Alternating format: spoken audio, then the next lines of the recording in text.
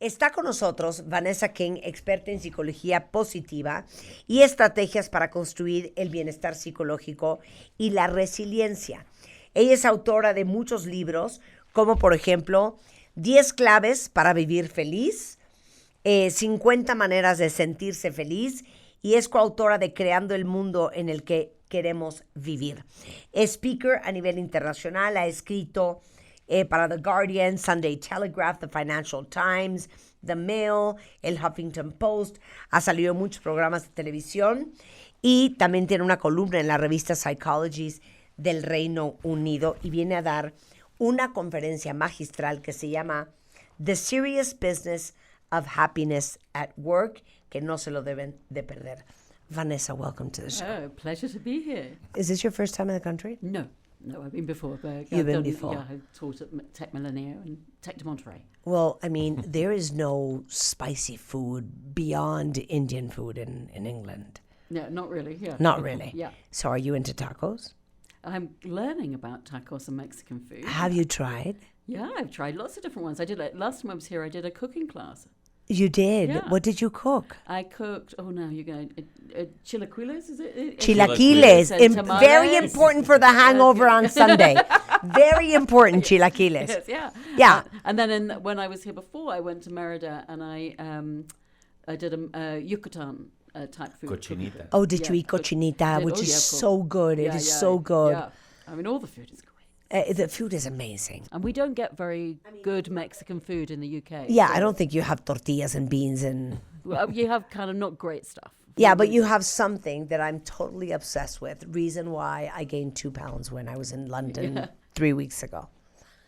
I ate every single day 3 scones with clotted cream. I spent a lot of my time in Cornwall, which is the very beautiful southwest of the UK, where clotted cream comes from. But what is clotted cream? It's like extra fattening cream. Oh my God.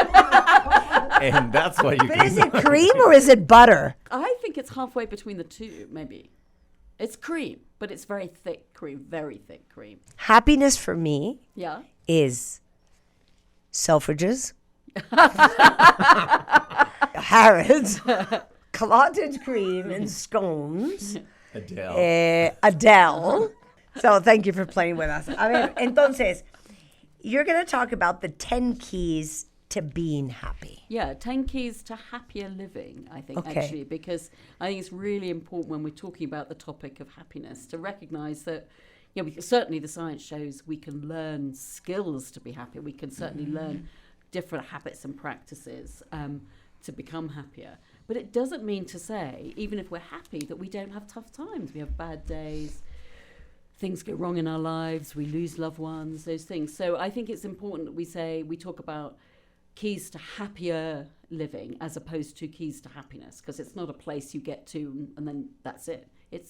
I love what you just said. Y creo que es muy importante hacer la diferencia porque buscar las claves para ser feliz suena que la felicidad es un objetivo y una meta final.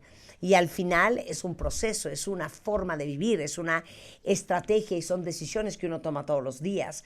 Por eso hablamos de las 10 claves para vivir más feliz.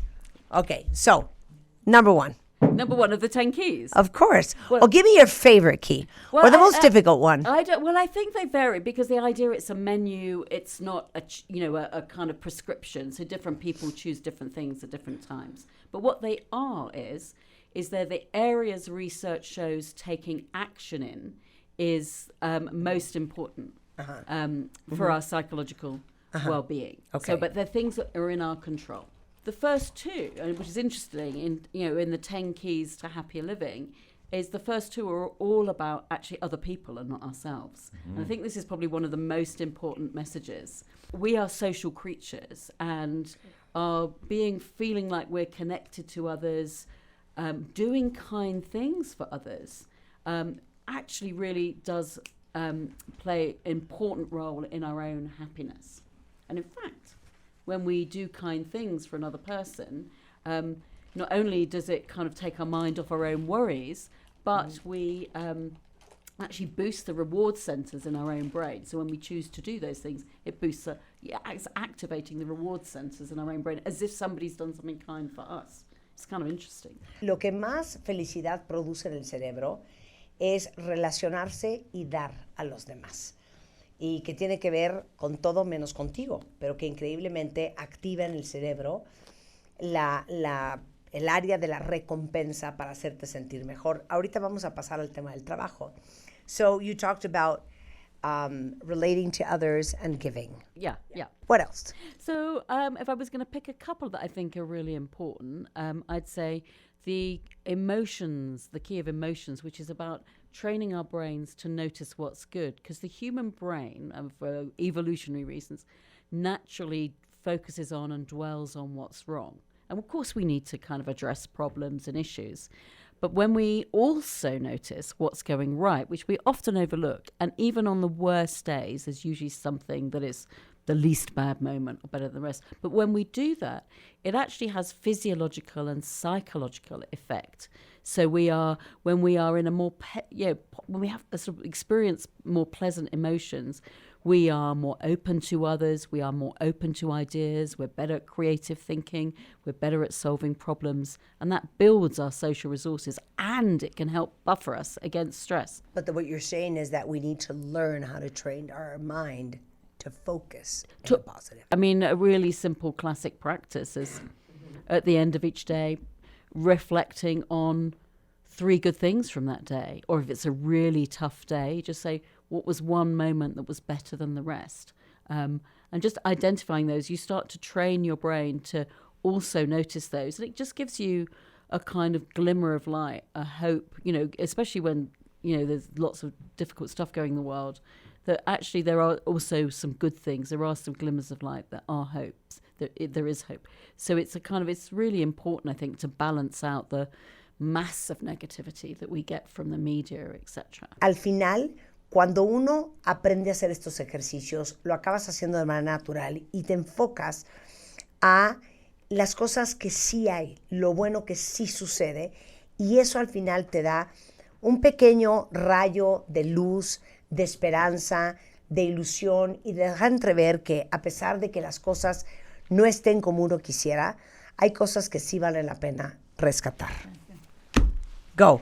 Okay. Another key that I would say is really important is noticing how we talk to ourselves. Because many of us, we all have an inner voice, and many of us, that voice is really highly critical. Oh, Vanessa, you were so stupid. Or, oh, God, it's so embarrassing. You're the only person that does that. Mm-hmm. And that's not neutral, because that's actually, that inner voice is triggering the threat system in our primitive emotional brain that makes us want to shut away, makes us fear, or might make us defensive. But if we can train our inner voice to kind of be less of a harsh critic and more of a wise coach so a wise coach wouldn't step away, ignore the problems, and yeah, you messed up there, but actually what can you learn from it? It's a big boost to our well-being, because that critical inner voice is actually creating stress for ourselves. So we're adding to the stress that we already have lots of in our daily lives. Muy importante entrenar la mente a ser un mentor constructivo y sabio, y no un juez devastador que todo el día se dice cosas horribles y negativas. You talk a lot about happiness in work. Yeah. And I've talked a lot about a statistic that I read one day that I never forgot that said that 97.7% of people in the world are not happy with what they do. I think certainly a lot of us experience kind of unhappiness due to work or at work.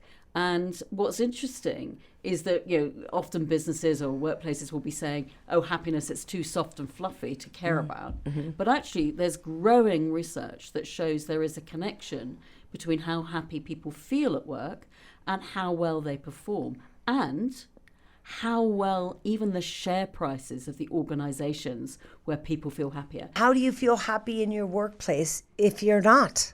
Well, if you don't like your boss, if you don't like what you're doing, if you don't like your coworkers. If that's the situation, I would say take note of that and maybe try and find something that works for you. If it's actually I think I could be a bit happier, then there are different ways that you can craft your job. So first is thinking about how do we kind of connect with other people around the world, in our workplaces. Are we paying attention to them as people? Are they paying attention to us? how are we using our strengths? I mean, do we even know what our strengths are?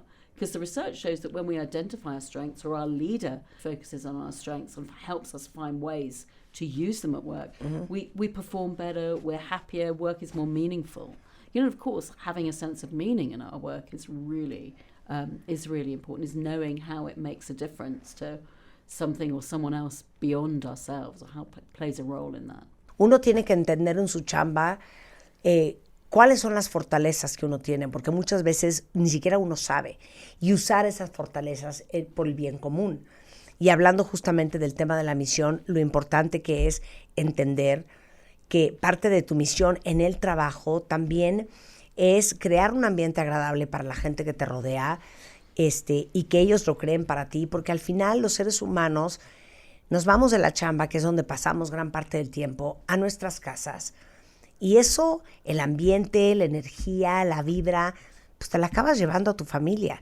Y por eso es muy importante que también en su trabajo hagan un esfuerzo y se concentren por tener mejores relaciones. Su libro se llama 10 claves para vivir feliz, o 50 maneras de sentirse feliz, y coautora de Creando el mundo en el que queremos vivir. Thank you, Vanessa. You're welcome. It's a pleasure.